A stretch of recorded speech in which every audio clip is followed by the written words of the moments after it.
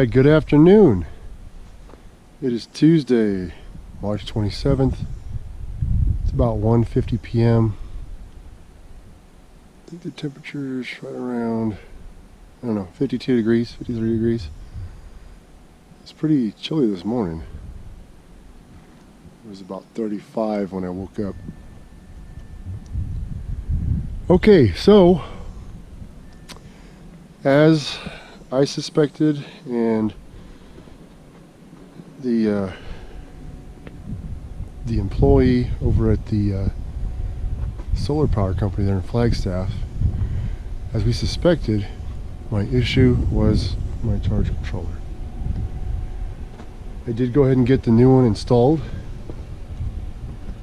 and man, what a difference between the two. Had to make some minor adjustments for wiring. There's a bee in here and I don't want to mess with them. Get away. I just now started this thing up, probably about 3 minutes ago. First off, big difference in size. I mean, huge difference in size and weight. This thing's quite a bit heavier. The Midnight Classic's quite a bit heavier. Right now, I don't know if you can read the screen, I'm bringing in 33.7 volts. The watts keeps fluctuating between 850 and 9. It's probably because I need to readjust my panels for this time of year. Battery voltage is up to 14.1 already, so it's looking pretty good. I gotta do a little more research on this in the user manual. I didn't see an area that jumped right out at me for hooking up a DC load, but I think there is one. I just got to look for it in the manual and make sure that what I saw behind the panel here is what it is. So far this thing seems to be working great, even though I just plugged it in like 5 minutes ago, but so far so good.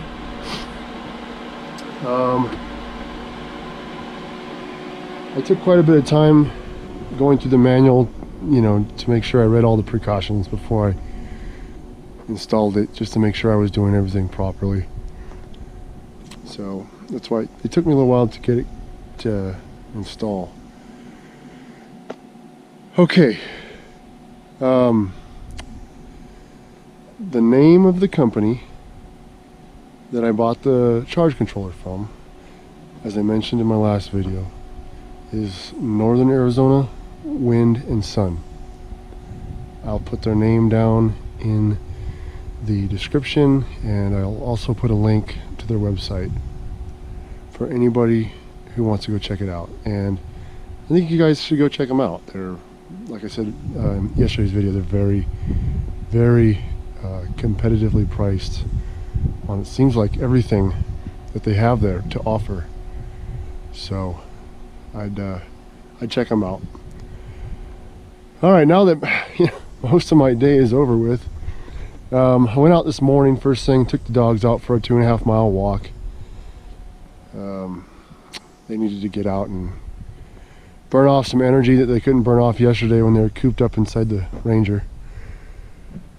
And I posted yesterday's video today. It took a little while to upload. It was a pretty large file size, so. All right, let's check out the fridge and the freezer real quick. So like I said, it's not even quite 2 o'clock yet, and these are in shade. They've been in shade for, I don't know, probably an hour at least, 2 hours. Freezer is almost completely loaded. All kinds of junk in there. And not too much in here. And this puppy is pretty well packed. This fridge actually holds quite a bit of food. I got a massive box of eggs in there. It goes pretty far back. A couple gallons of milk, you know, just all the good stuff. But it's going to work pretty good for all of us, I think. All right. So I think at this point in time I'm gonna get to work on the rest of the inside of the cabin, cleaning it out. I don't know if you guys can see in here, it's still kind of dark. This is all stuff that I put back in here because it's ultimately probably going to stay in here. But I got to get all this trash out of here. Get all that trash out. My preps there underneath the stairs, they're going to stay. Stairs, that's a ladder. Those are going to stay. And then I'm going to take all these tools out. Then I'm going to start setting up the inside of the cabin here for my guests here in a few days. So I'm going to get working on that. It's a little breezy right now. We didn't really get any snow last night. We got a couple flakes for about an hour, but it was nothing special. But anyways, yeah, I'm super happy that my solar's working. It was an expensive fix considering, I don't know, I was kind of hoping it was just the batteries. 2 of those, or shoot, 4 of those are still cheaper than the charge controller, but the thing has a 5-year warranty on it, which is amazing. So that kind of goes to show, you know, how they stand by their product. Anyways, probably re-angle my panels tomorrow to maximize the solar power. It still shows that it's in bulk mode at 14.3 now, and that's with everything running. I got the fridge and the freezer just kicked back on because they were off for a while I was working on my system. Those are all pulling juice, you know, stuff inside the trailer. Right now it's set to go to, it'll stay in bulk mode until the battery bank reaches 14.3, and it stays there for a bit, and then it goes into absorb mode. It stays there for a bit and then goes into float. So not too bad. Pretty happy with it so far. So we'll see. Alright, so I told you I was going to mention this yesterday. Let's go look at the panels real quick.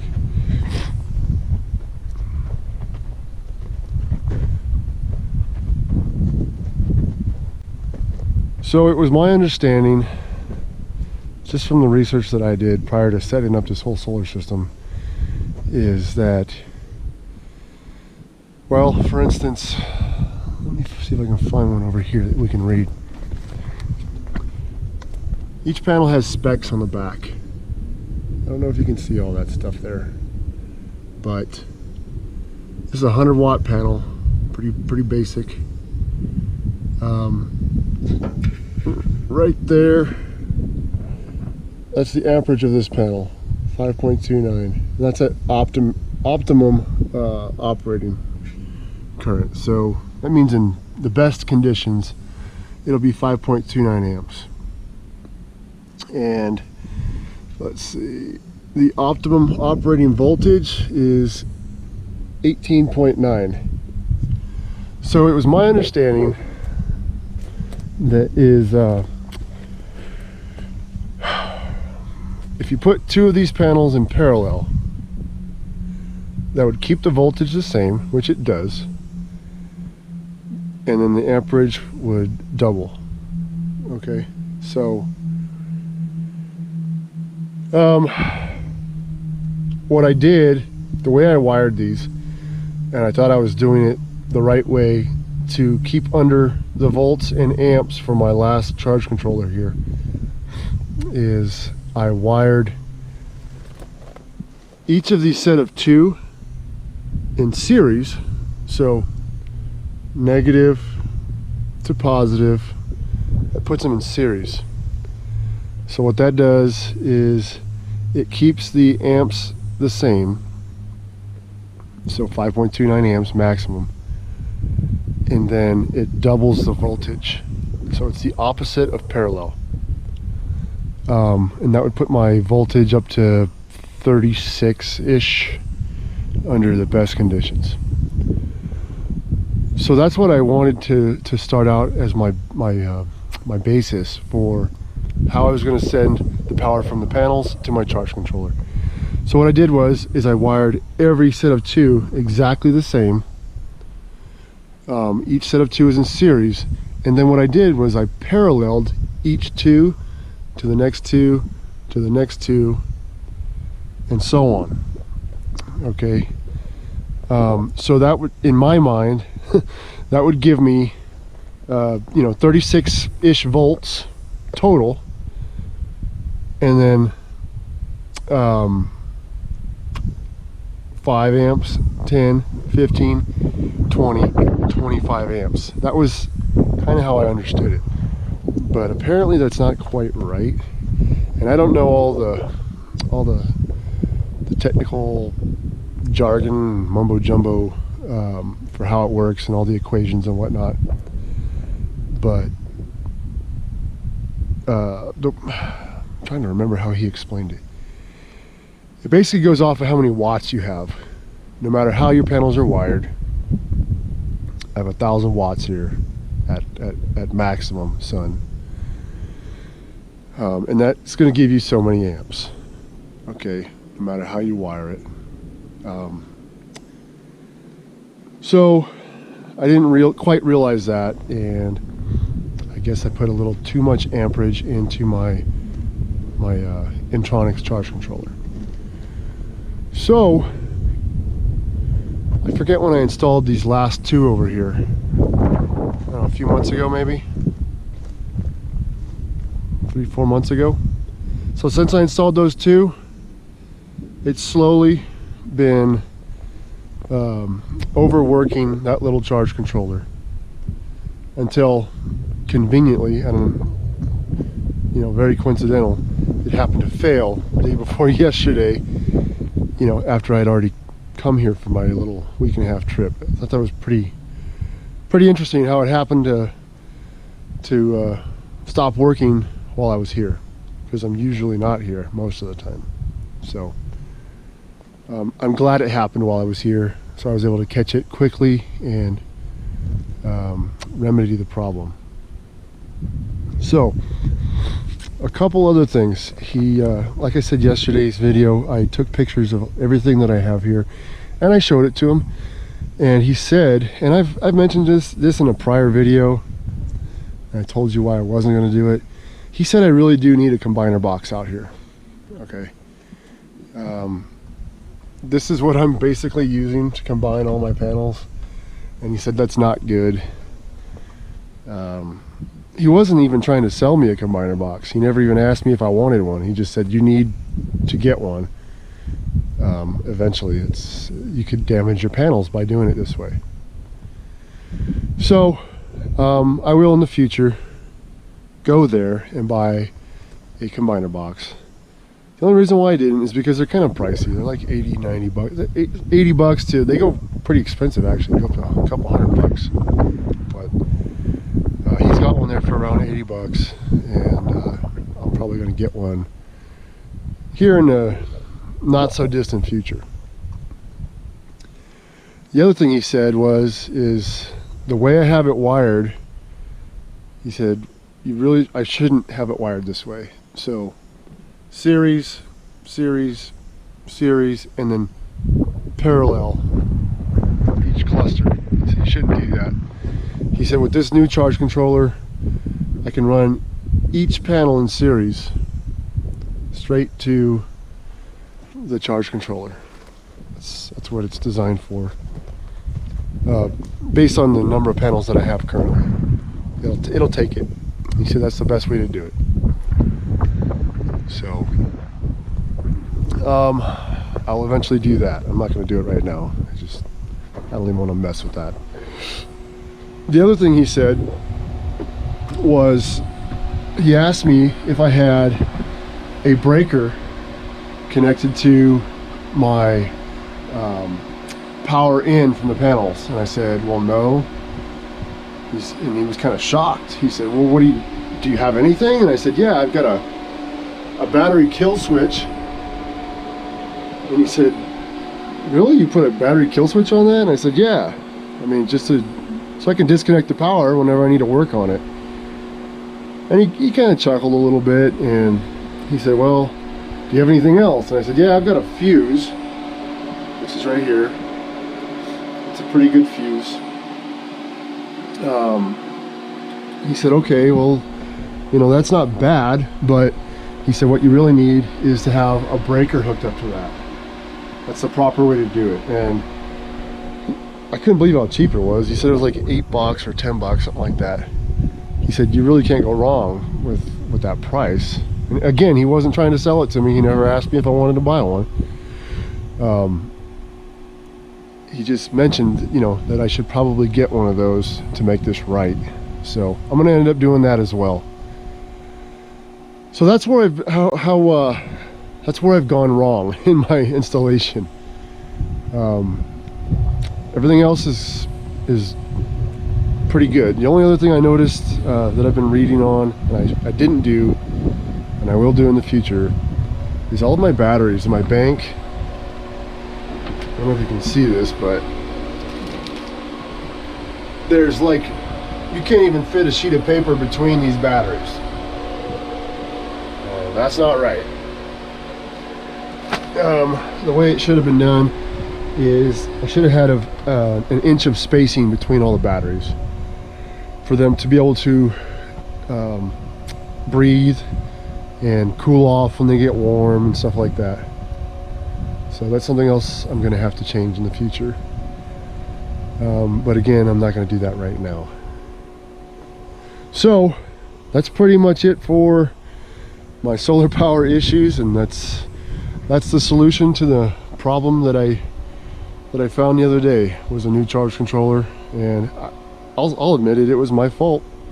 You know, I didn't understand it quite right, and I would have been fine with just the 4 clusters of 2. But when I added that 5th cluster, it overpowered it, and that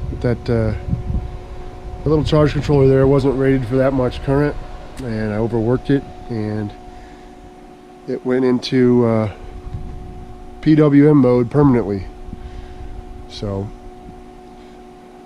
just letting you guys know so you don't make the same mistake I did. That was a pretty expensive mistake.